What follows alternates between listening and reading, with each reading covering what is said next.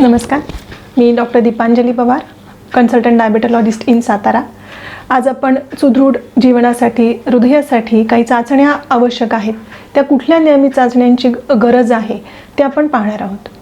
खरं तर आपल्याला 2021 साल हे 2020 सालानंतरच्या कोरोनाच्या एकदम बिकट परिस्थितीतून बाहेर येण्यासाठी मदतीचं ठरणार आहे।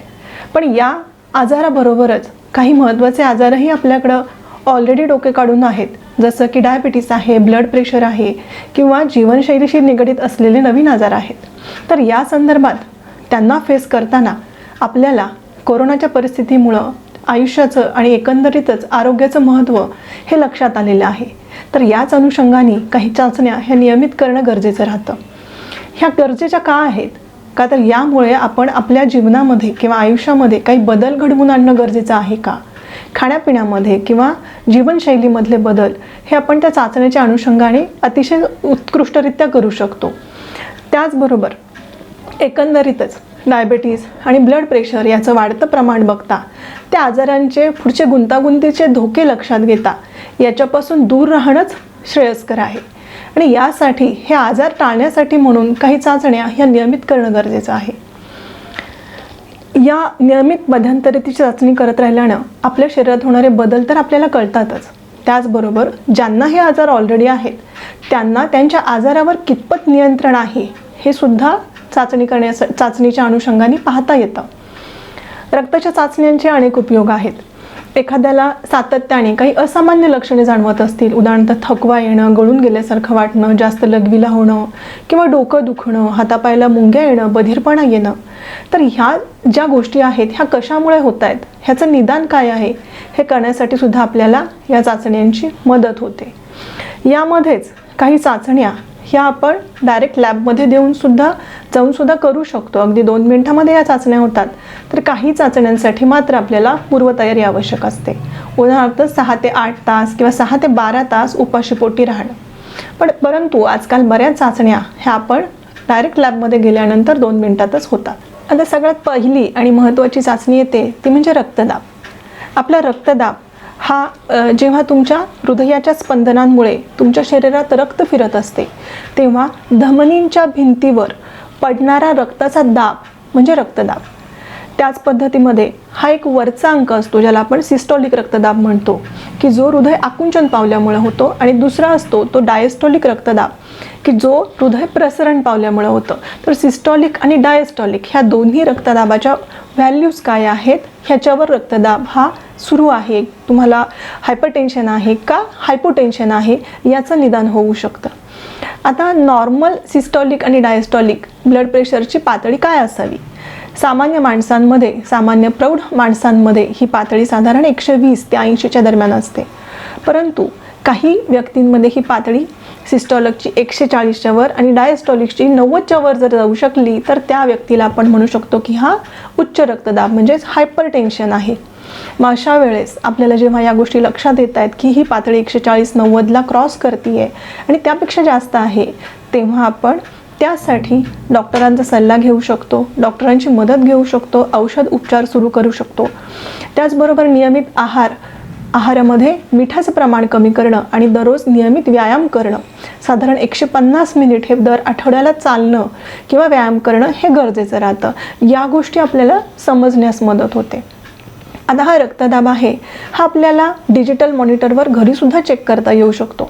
आता हे बऱ्याच जसं की लाईफस्टाईल बदलल्या त्याच अनुषंगाने लाईफस्टाईलच्या मदतीने आपल्याला नवीन छान छान उपकरणंसुद्धा मिळालेली आहेत, आणि त्या अनुषंगाने आपल्याला आपलं आरोग्य हे अतिशय चांगल्या पद्धतीनं मेंटेन करता येऊ शकतं। असे जे डिजिटल मॉनिटर आहेत ज्याच्याद्वारे आपण घरी हा रक्तदाब मोजू शकतो, पाहू शकतो। तर याची चाचणी आपण केव्हा करायची आहे? तर शक्यतो ही चाचणी करताना सकाळी 6 ते 12 आणि संध्याकाळी 6 ते रात्री 12पर्यंत हे 2 कालावधी आपण निवडावेत। ह्या 2 कालावधीमध्ये रक्ताची पातळी किती आहे, रक्तदाब किती आहे याचं आपण चाचणी करून घ्यावी। साधारण ही चाचणी 3 ते 7 दिवस ही सतत करणं गरजेचं राहतं। कधी सकाळी BP वाढू शकतो, काहींना ऑफिस टाईममध्ये BP वाढू शकतो। तर जेव्हा आपल्याला हा त्रास जाणवेल तेव्हा वेगवेगळ्या वेळेस वेगवेगळ्या ठिकाणी ह्या आपण रक्तदाब चेक करू शकतो. डिजिटल मॉनिटरद्वारे घरीसुद्धा आपण हा रक्तदाब आरामात पाहू शकतो. त्यामुळे ही चाचणी सोपी आहे, समजायलाही सोपी आहे. आणि यामध्ये जर आपल्याला काही फरक जाणवला की ही 140/90ला क्रॉस करते, सतत 3 दिवस सतत 7 दिवस आपल्याला उच्च रक्तदाब दिसतोय, तर आपण नक्कीच आपल्या जवळच्या डॉक्टरांची मदत घेऊ शकता. यामध्ये तुमचे वय, आरोग्याची स्थिती, हालचाल, तुमच्या भावना या सगळ्या गोष्टीसुद्धा इफेक्ट देतात. त्यामुळे ह्यासुद्धा गोष्टी तुम्ही तुमच्या डॉक्टरांशी शेअर करा. आणि सगळ्यात छान म्हणजे तुमच्या समवयस्क मित्रांशी, मैत्रिणींशी शेअर करा, जेणेकरून तुमच्या मनातल्या ह्या भावना ह्या निश्चितच मॅनेज करायला सोप्या जातील आणि आनंदी राहिल्यानं ह्या सगळ्या गोष्टी कमीच होतील. आता यानंतर महत्त्वाची चाचणी येते ती म्हणजे डायबिटीसची. मधुमेहामध्ये जेव्हा रक्ताची पातळी ही प्रमाणापेक्षा जास्त वाढते तेव्हा त्याला मधुमेह किंवा डायबिटीस असं म्हणतात. ही पातळी साधारणपणे उपाशीपोटी ही 126पेक्षा जास्त किंवा दुपारी जेवण केल्यानंतर किंवा नाश्त्यानंतर 1.5 ते 2 तासांनी 200पेक्षा जर जास्त असेल तर त्या व्यक्तीला डायबिटीस आहे असं आपण म्हणतो. मात्र ही जर पातळी 100 ते 126 ही उपाशीपोटी असेल किंवा 140 ते 200 ही जेवणानंतर किंवा नाश्त्यानंतर 2 तासांनी असेल तर त्याला प्री डायबिटीस म्हणजे डायबिटीसची सुरुवातीची चाहूल लागणं असं म्हणू शकतो. आणि याच वेळेस जर आपल्याला हे कळलं की आपल्याला डायबिटीस होणार आहे किंवा आपण डायबिटीससाठी पाऊल उचललेलं आहे तर मात्र याच वेळेस आहार आणि व्यायाम याची सांगड घालून आपण डायबिटीस हा पुढं टाळू शकतो किंवा तो आपल्याला आजार होणारच नाही, औषधोपचार लागणारच नाही याची आपण 100% चाचणीद्वारेच उपाययोजना करू शकतो. तर यामध्ये फास्टिंग PP हा जसा महत्त्वाचा पार्ट आहे त्याच पद्धतीनं अत्याधुनिक पद्धतीमध्ये HbA1c ग्लायकेटेड हिमोग्लोबिन 2 ते 3 महिन्याची सरासरी रक्तशर्करा पातळी ही मोजणं सगळ्यात जास्त महत्त्वाचं आहे. कारण जेवढी तुमची HbA1c लेवल कमी तेवढा तुमचा डायबिटीसचा कंट्रोल चांगला असं मानण्यात येतं. ही पातळी 6.5% जेव्हा जास्त होते तेव्हा त्या व्यक्तीला डायबिटीस आहे असं आपण म्हणतो. साधारण डायबिटीस झालेल्या रुग्णांमध्ये ही पातळी 60%पेक्षा मात्र कमी असावी. ही पातळी दर 3 महिन्यातून एकदा बघणं गरजेचं आहे. त्याचबरोबर यामध्ये ओरल ग्लुकोज टॉलरन्स टेस्ट म्हणजे OGTT टेस्ट ही सुद्धा करण्यात येते. पण ही टेस्ट बहुतांश वेळा ही गर्भवती स्त्रिया ज्या आहेत त्यामध्ये करण्यात येते. यामध्ये पहिल्यांदा उपाशीपोटी रक्त घेण्यात येतं, त्यानंतर त्या महिलेला किंवा त्या व्यक्तीला साखरेचं पाणी हे पाजण्यात येतं आणि 1 तास 2 तास 3 तास या 3 टप्प्यामध्ये त्याची चाचणी होते. ही सुद्धा डायग्नोस्टिक चाचणी आहे आणि खूप चांगली आणि सर्वोत्तम चाचणी आहे. ही सुद्धा करायला आपल्याला हरकत नाही, ही लॅबमध्ये होते.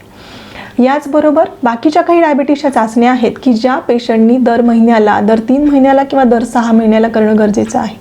यामध्ये आपण पहिल्यांदा BSL फास्टिंग PP बघितली की जे दर महिन्याला करणं गरजेचं राहतं. त्याचबरोबर तुम्ही दर महिन्याला तुमचं ब्लड प्रेशर, कमरेचा घेर आणि वजन हे मात्र चेक करायला हवं. दर 3 महिन्याला आपण जसं आत्ताच पाहिलं HbA1c ही चाचणी करू शकता. दर 6 महिन्यातून एकदा दात आणि हिरड्यांची तपासणी ही प्रत्येक डायबिटीस पेशंटनी करणं गरजेचं राहतं. कारण जर दात आणि हिरड्यांना सूज असेल तर तुम्ही जे खाता त्यामध्ये तुम्हाला ते अपचन होऊ शकतं. त्याचं रूपांतर हे रक्तशर्करेमध्ये व्यवस्थित होत नाही आणि विविध आजार पोटाचे उद्भवू शकतात.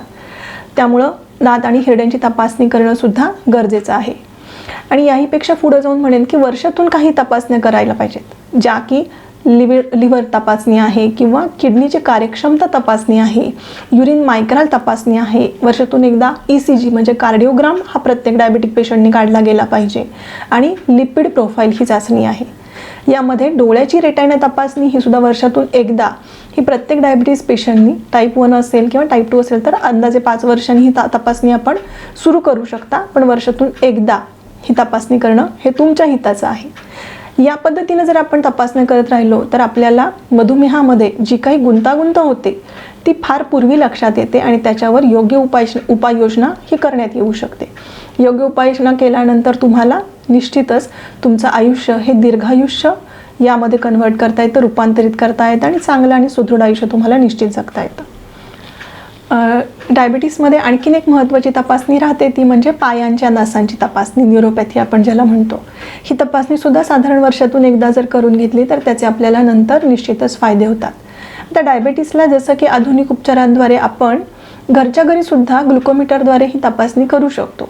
आपण जर घरीही पातळी तपासत असू तर निश्चितच आपला आणखीन कंट्रोल हा आजारावर जास्त चांगल्या पद्धतीनं राहू शकतो. उपाशीपोटी ही पातळी साधारण 120च्या आतमध्ये पाहिजे. दुपारी जेवल्यानंतर ही 140 ते 200च्या आतमध्ये पाहिजे. आणि HbA1c ही पातळी 60% कमी पाहिजे. 7% जर ऑलरेडी डायबिटीस असेल तर तुम्हाला 7 ते 8% ही पातळी चालू शकते. मात्र ज्यांना डायबिटीस नाही त्यांची ही पातळी 6.5% कमी असेल तितकं उत्तम. जेणेकरून ह्या सगळ्या पातळ्या आपण चेक केल्यानंतर आपल्याला निश्चितच आपल्या सुदृढ आयुष्यासाठी उपाययोजना करणं हे इझी जाईल. आता यानंतर सगळ्यात महत्त्वाची चाचणी येते ती म्हणजे लिपिड प्रोफाईल, चरबीची क्षमता तपासणे. आता चरबीची क्षमता का तपासायची? बऱ्याच वेळा असा प्रश्न उद्भवतो की खरंच जाड असणारी लोक यांची चरबी जास्त असते का, किंवा बारीक असणाऱ्या लोकांमध्ये चरबी कमी असते का?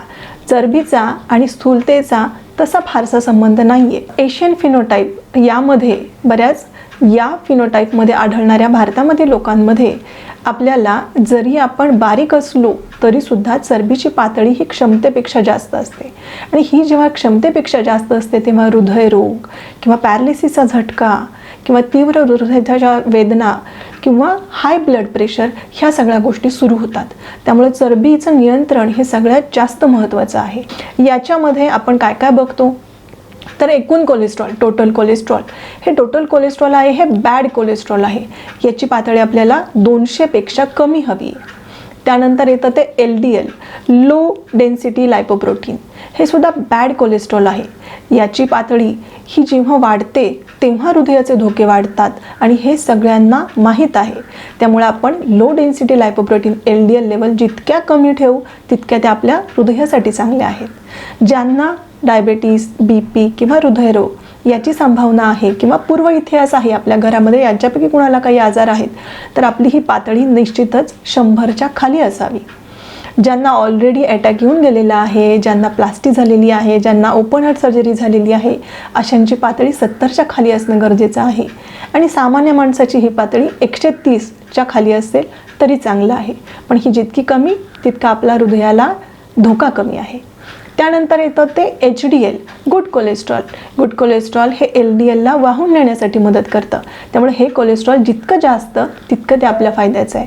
स्त्रियांमध्ये याची पातळी 55पेक्षा जास्त असावी आणि पुरुषांमध्ये ही पातळी 45पेक्षा जास्त असावी. त्यानंतर येतं ते ट्रायग्लिसराईड. ट्रायग्लिसराईड लेवल हे म्हणजे त्याची पातळी डायबिटीस लोकांमध्ये शक्यतो जास्त वाढते, पण ही पातळी 150पेक्षा जास्त असू नये. त्यामुळे जेव्हा आपण लिपिड प्रोफाईल ही चाचणी करतो तेव्हा या पातळ्या आपण तपासून बघूया. आपल्या हृदयाला यात कुठं जोखीम नाही आहे ना हे तपासून बघूया. डायबिटीस कंट्रोल ठेवूया, कोलेस्ट्रॉल कंट्रोल ठेवूया आणि सुखी आणि सुदृढ आयुष्यासाठी निश्चितच प्रयत्न करूया.